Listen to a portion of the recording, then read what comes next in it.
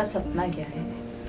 मेरा सपना ये है कि मैं कंप्यूटर और टेलरिंग सीखने आ रही हूँ यहाँ पर। टीचर्स मेरे को जैसा सिखा रहे मैं भी बच्चों को वैसे ही सिखाऊंगी।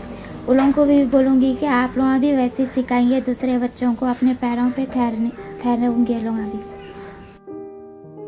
मेरा ख्वाब ये है कि मैं कंप्यूटर इंजीनियर और पेंटर बनना चाह रही हूँ और कंप्यूटर इंजीनियर हमारे भाई बहन को सिखाना चाहती हूँ। मेरा सपना है कि मैं फैशन डिज़ाइनर बनना चाह रही हूँ और अपने माँ बाप का नाम रोशन करना चाह रही हूँ। मेरा सपना ये है कि मैं आगे पढ़ लिख कर डॉक्टर बनूँ और डॉक्टर बनकर कहीं गांव में जाकर गरीब बीमारों का इलाज करूँ। मेरा सपना ये है कि मैं पढ़ लिख कर आगे बढ़ूँ, अपने माँ बाप का नाम रोशन करूँ और एक अच्छा सा जॉब करूँ, मेरे माँ बाप को सपोर्ट करूँ। हम जो बस्ती में काम करते हैं कि वहाँ पर लड़कियों को पढ़ाना ही नहीं चाहते। वो लोग सोचते हैं कि लड़की की ज़िंदगी सिर्फ एक चार दीवारी है, उसकी कोई अपने ख्वाहिश नहीं होते। उसके ख्वाहिशों को, उसके सपनों को, उसके एहसासात को दबा दिया जाता है, उसको आगे बढ़ने ही नहीं दिया जाता। क्योंकि लड़की है तो क्यों है पता नहीं, ऐसा सोचते हैं कि हर उसके हर चीज़ सोचना, पढ़ना लिखना, वो कुछ अपने कुछ ख्वाब भी सोची तो उसको पहले सोच लेना पड़ेगा कि मेरे घर वाले क्या बोलेंगे, वो एक्सेप्ट करेंगे या नहीं करेंगे। तो उसकी लड़की की ज़िंदगी एक चार दीवारी है, उसके अलावा कुछ नहीं।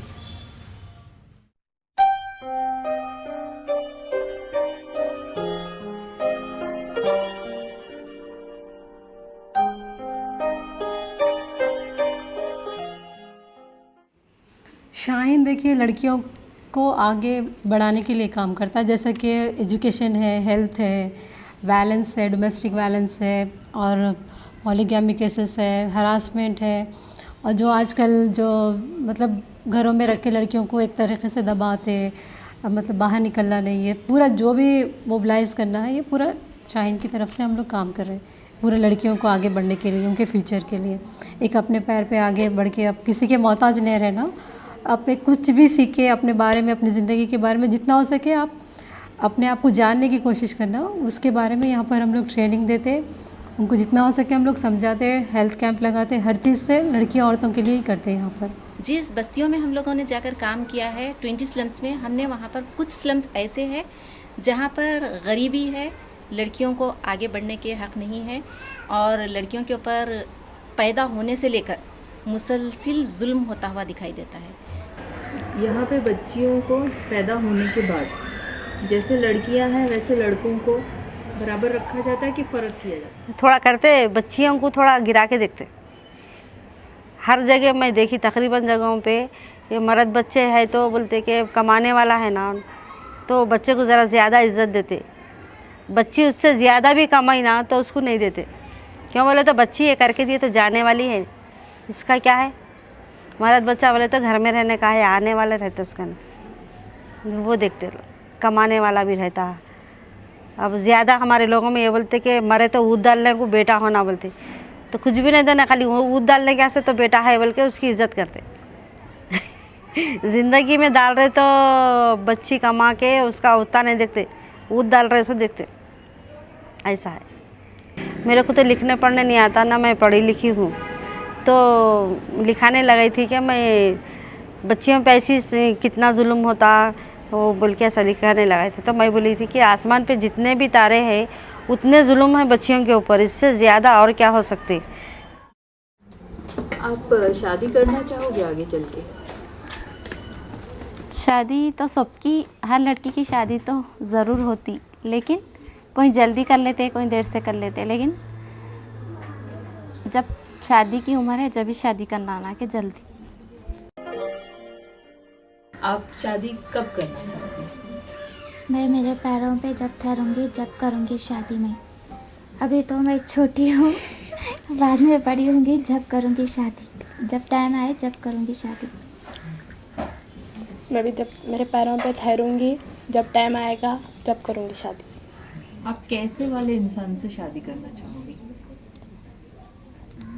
हम एक ऐसे लड़के से शादी करना चाहेंगे जो पढ़ा लिखा भी हो, समझदार भी हो और वो लड़कियों को समझे और आज़ादी दिए। अगर हम आगे पढ़ना चाहे तो हमें आगे भी पढ़ने दें और उसका परिवार अच्छा हो, उसके माँ बाप अच्छे हो जो हमें समझ सकते हैं और हमें बेटी की तरह समझे और बेटी की तरह समझे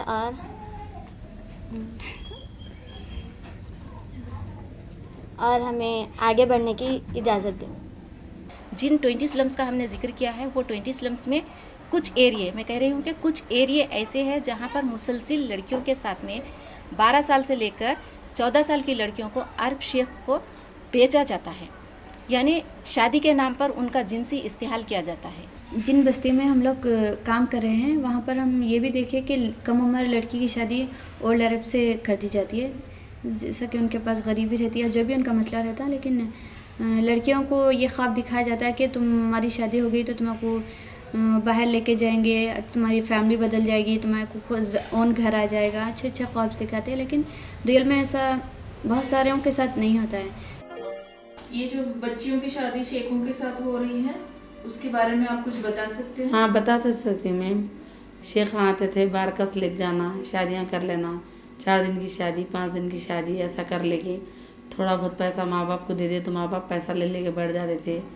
ये शुरू हुआ 1970s में, जब आहिस्ता आहिस्ता मजलिस इत्तेहादुल मुस्लिमीन की पकड़ हो रही थी और यहाँ के लोग, हैदराबाद के लोगों को चूँकि एम्प्लॉयमेंट नहीं था, उनको नौकरी नहीं मिल रही थी, तो वो उन लोगों ने सोचा कि हमको बाहर जाके नौकरी करना है। और जैसे जैसे यहाँ के लड़के बाहर जाने लगे नौकरी के लिए, ये काम साथ में शुरू होने लगा और आहिस्ता आहिस्ता 70s और 80s में कम से कम लड़कियाँ जाकर शादी होकर बूढ़ों के साथ गुजार लेती थी ज़िंदगी, लेकिन बाद में वो भी बंद हो गया। वो क्या है, बम्बई ले जाते बच्चों को, बुढ़ा आदमी लोग आते, कोई बाहर से बम्बई से आते, दलालनी बन के आती, आके बच्चियों को ले लेके जाती, माँ बाप के हाथ में 50-50 हज़ार दे देती, ले लेके जाके बच्चियों को 8-8 दिन 15-15 दिन रख लेके वो बच्ची का माहौल ख़राब कर दे के बच्चियों को लाके घर पे छोड़ देती। कौन लेके जाते बच्चियों? वो उनका नाम पता मुझे तो नहीं मालूम। कौन, मतलब नाम पता नहीं? ऐसे कौन से लोग हैं? नहीं, लेडीज़ आती, लेडीज़ आके ले लेके चले जाते कि चलो मैं बच्चियों की शादी करा रही हूँ, शेख आए हुआ वहाँ पे, शेख लेके जाने वाला है, मैं शादी कराती, मैं एक को इतना कमीशन देना, ठीक है बोल के माँ बाप पैसे के खातिर बच्चियों को भिजा देते। बड़े बड़े दीवारें देखते हैं, बड़ी बड़ी डबल स्टोरी बिल्डिंग देखते हैं तो लोग सोचते हैं कि अरे हैदराबाद में तो काफ़ी पैसे वाले लोग हैं, लेकिन ये पूरा पैसा इन लड़कियों के जिस्म पर ठहरा हुआ है। मैं उसे इस तरह से देखती हूँ कि ये लड़कियों के जिस्म को मारकर उनके ऊपर एक जिस्म ठहराए हुए हैं। वो समझते हैं कि वो खुश हैं, लेकिन जो लड़की से पूछेंगे तो आप कोई लड़की ऐसी नहीं मिलेगी जो कहेगी खुश है। एक बच्ची को कितने में बेचा जाता है? 1 लाख 1.5 लाख ऐसा बेचा जाता है।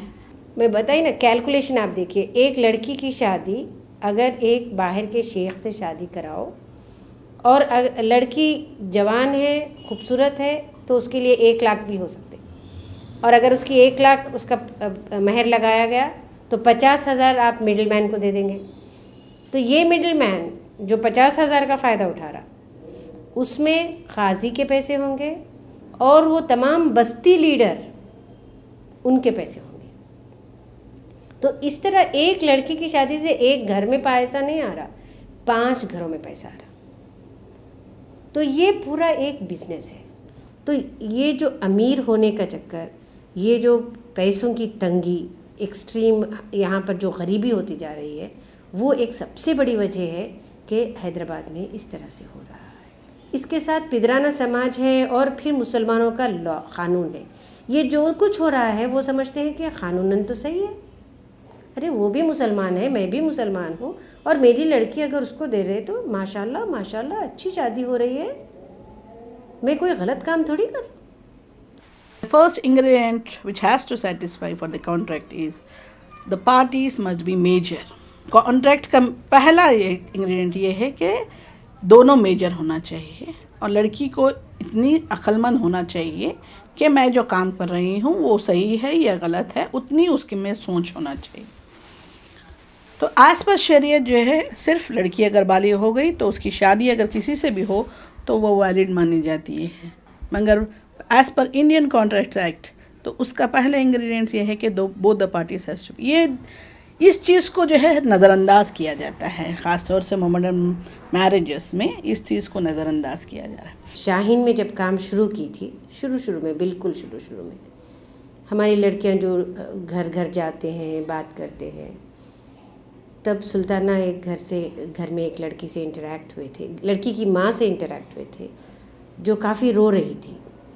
जब पूछा तो बताया कि लड़की ने ख़त लिखा है, माँ आपको 17वां दामाद मुबारक। ये एक मिसाल है कि इस तरह की औरतें कई हुई हैं, कई हैं। पूरे एक बाबा नगर है, शाहीन नगर है, बारकस है, ऐसे कई मोहल्ले हैं जिसमें ये काम चल रहा है। हम जब बाबा नगर में सर्वे किए तो 100 घरों में 33 लड़कियां ऐसी मिली जो शादी होकर गईं और वापस आईं।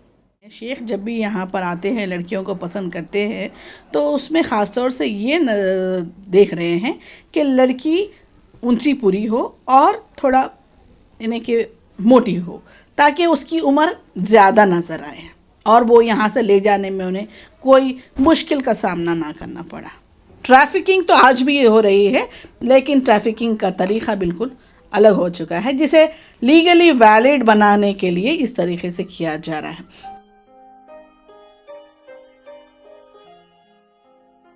कैसे आदमी से शादी करना? मैं एक ऐसे आदमी से शादी करना चाहूँगी जो पढ़ा लिखा हो, एक उसकी जॉब अच्छी हो, उसके माँ बाप अच्छे हो, घरदार अच्छा हो, वो हमको समझे, हम उनको समझे और हर तरीक़े से सपोर्ट करे हमको, पढ़ाई में, लिखाई में और हर चीज़ में, और हमारे सपने पूरे करने में हमारी मदद करे, हमारे माँ बाप को अपने माँ बाप जैसा समझे और जो हो सो हर बात में हमें समझे और हम भी उनको समझे। ऐसे एक आदमी से मैं शादी करना चाह रही हूँ।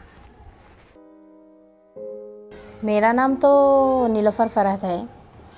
ये ओमान के बारे में तो मैं जाके ऐसे हूँ, मेरे पे गुजरा सो है कि वक्त कैसा था मेरे हालात ऐसे थे कि मैं ज़ाहिर भी करे तो भुला नहीं सकती। मेरे माँ बाप के ऐसे हालात थे जो मैं बाहर चले गई, वो ऐसे लोग थे जो मेरे को बहकाया, बाहर अच्छा रहता, अच्छे लोग रहते, वो मेरे दिमाग में बैठ गया था। इसी खातिर मैं राज़ी हो गई, मेरी शादी हो गई। फिर बाद में मैं बाहर चली गई। वहाँ जाने के बाद ऐसा हाल हुआ, मैं अच्छी खासी थी, काम करती थी, सब करती थी, बात तो कुछ नहीं आती थी, मगर वो लोग मुझे और तरीक़े से देखते थे। अपना बनाते तो नहीं थे वो लोग, घर के काम वो लगाते थे मेरे से, मेहमान आते तो मेरे से सब काम कराते थे, वो लोग मेरी मदद कुछ नहीं करते थे। तो बाद में मुझे एक एहसास हुआ, इसके पास रहने का क्या फ़ायदा, जो मेरी इज़्ज़त ही नहीं है उसके पास, मैं क्यों उसकी इज़्ज़त करूं।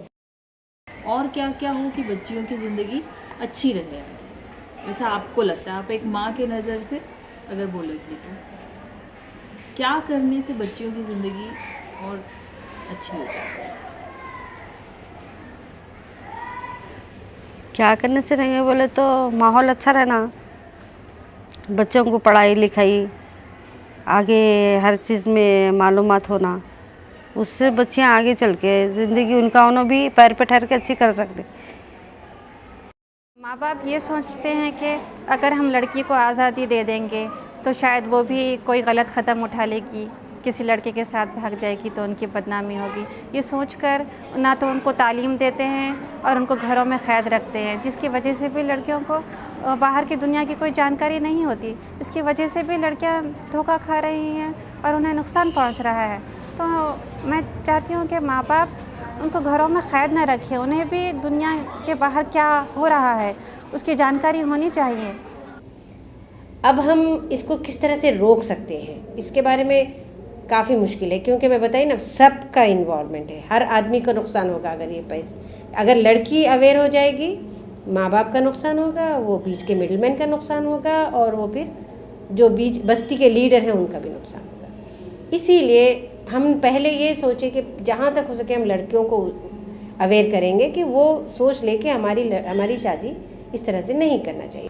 जहाँ कहीं ये होता है तो सबसे पहले हमारी रियासत आंध्र प्रदेश की गवर्नमेंट को चाहिए कि ऐसे होने वाले अत्याचार के ख़िलाफ़ वो सबसे पहले जूझ कर और दियानतदारी ईमानदारी से काम करे, क्योंकि इसके अंदर पुलिस, काजीज़, ब्रोकर ये सभी इन्वॉल्व हो जाते हैं, तो इसमें से लड़की को कहाँ जाने का कोई मौका नहीं मिलता है। जब तक हम अपना कानून न बदलें, जब तक हम ये न सोच लें कि लड़कियों की छोटी उम्र में 18 साल से पहले शादी नहीं होनी चाहिए, जब तक ये जुमला कानूनन न आए, ये मुश्किल है कम होना। तो दो तरफ से हमको काम करना है। एक तरफ तो हम लड़कियों को उनको उजागर करेंगे कि ये गलत हो रहा है, दूसरी तरफ हम एडवोकेसी करेंगे, गवर्नमेंट से बात करेंगे। मैं जब IPS ऑफिसर के पास गई ये पूरे एड्रेसेस लेके, कम से कम एक 10-15 घरों के एड्रेसेस जहाँ पर ये होता है, तो उसने बताया देखिए मैडम, ये सब तो ठीक है, आप करना चाह रहे हैं, अच्छा काम है, बहुत अच्छा काम है, लेकिन आप एक कम से कम 1-2 मुसलमान वकील लेके आओ जो ये कहे कि ये कानूनन गलत है। अगर 5 वकील ला लिया, 5 वकील आपको ये स्टेटमेंट दे दिए कि ये कानूनन गलत है, तो आपका कानून ज़रूर बदल जाएगा। तो वो 5 वकीलों की मुझे अभी तलाश है। आप चाह रहे थे कि मर्द आदमी कोई बात करे, लेकिन वकील तो नहीं बोलेंगे। हमने कोशिश की है, कोई मुसलमान मर्द वकील।